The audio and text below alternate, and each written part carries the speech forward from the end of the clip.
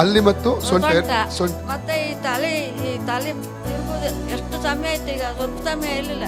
ತಲೆ ತಿರುಗುದು ನಿನ್ನೆ ರಾತ್ರಿ ಇದಿಷ್ಟು, ಈ ಭಾಗ ಇದಿಷ್ಟ ಇಲ್ಲಿವರೆಗೆ ಏನು ಸೆಳಿತ ಏನಷ್ಟು ತಡ್ಕೊಂಬತ್ತಿಲ್ಲ, ಮಾತಾಡೋಕಾತಿಲ್ಲ, ಊಟ ಮಾಡೋಕಾಗ್ತಿಲ್ಲ. ನಾ ಊಟ ಮಾಡಲೇ ಇಲ್ಲ ಕಡೆ ರಾತ್ರಿ. ನಾನು ದೇವರಲ್ಲಿಗೆ ಹ್ಯಾಂಗ ಹಾಕೋದು, ನಾನು ದೇವರೇ ಗುಣ ಮಾಡೋದು. ನಾ ಹ್ಯಾಂಗ ಹಾಕೋದು ಹ್ಯಾಂಗಾರು ಮಾಡಿ ಬಂದು ನಾನು ಹ್ಯಾಂಗ ರೊಟ್ಟೆ ಹಿಡ್ಕ ಕರ್ಕ ಬಂದವಳು. ತಲೆ ತಿರುಗುದು. ಯೇಸುವಿಗೆ ನಿಮ್ಮನ್ನು ಗುಣ ಮಾಡ್ತಾನೆ ನಂಬ್ತೀರಾ? ನಾನು ನಂಬಿಕೊಂಡೇ ಇದ್ದೀನಿ. ಓಕೆ ತಂದೆ ದೇವರೇ, ಯೇಸುವಿನ ನಾಮದಲ್ಲಿ ಪವಿತ್ರಾತ್ಮನ ಸಹಾಯದೊಂದಿಗೆ ಕರ್ತನೆ ನಿನ್ನ ಪಾದ ಪೀಠಕ್ಕೆ ಬಂದಿದ್ದೇನೆ. ಈ ತಾಯಿಯ ಆರೋಗ್ಯಕ್ಕಾಗಿ ನಾನು ಪ್ರಾರ್ಥನೆ ಮಾಡ್ತಾ ಇದ್ದೇನೆ. ಇವರ ಶರೀರ ಪವಿತ್ರಾತ್ಮನ ಗರ್ಭಗುಡಿಯಾಗದೆ ಯಾವ ರೋಗಾತ್ಮಕ್ಕೂ, ಯಾವ ವ್ಯಾಧಿಗೂ, ಯಾವ ನೋವಿಗೂ ಇವರ ಶರೀರ ಇರುವುದಕ್ಕೆ ಅಧಿಕಾರ ಇಲ್ಲ.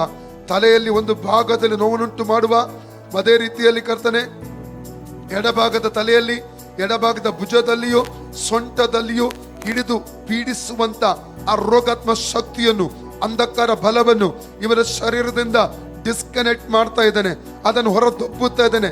ಅದರ ಪವಿತ್ರಾತ್ಮನ ಅಗ್ನಿಡಿಯಲ್ಲಿ ಇವರು ಫ್ರೀ ಆಗಲಿ ನಾಮದಲ್ಲಿ. Out in the name of Jesus. ತಲೆವೇದನೆಗೆ ಅಪ್ಪಣೆ ಕೊಡ್ತಾನೆ ಬಿಟ್ಟು, ಭುಜದ ನೋವಿಗೆ ಅಪ್ಪಣೆ ಕೊಡ್ತಾನೆ ಬಿಟ್ಟು, ಸೊಂಟ ನೋವಿಗೆ ಅಪ್ಪಣೆ ಕೊಡ್ತಾನೆ ಬಿಟ್ಟು, out in the name of Jesus. Free ಆಗಲಿ ನೇಮ್ ಆಫ್ ಜೀಸಸ್.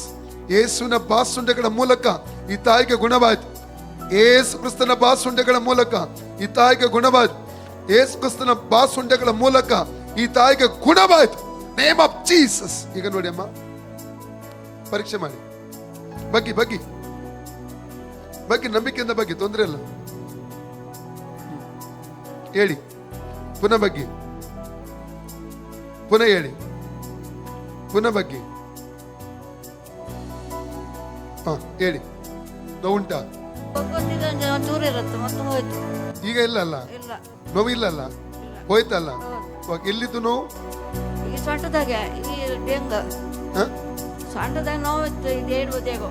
ಈಗ ಇಲ್ಲ ಅಲ್ಲ ನೋವು? ಇಲ್ಲ. ಆಯ್ತು.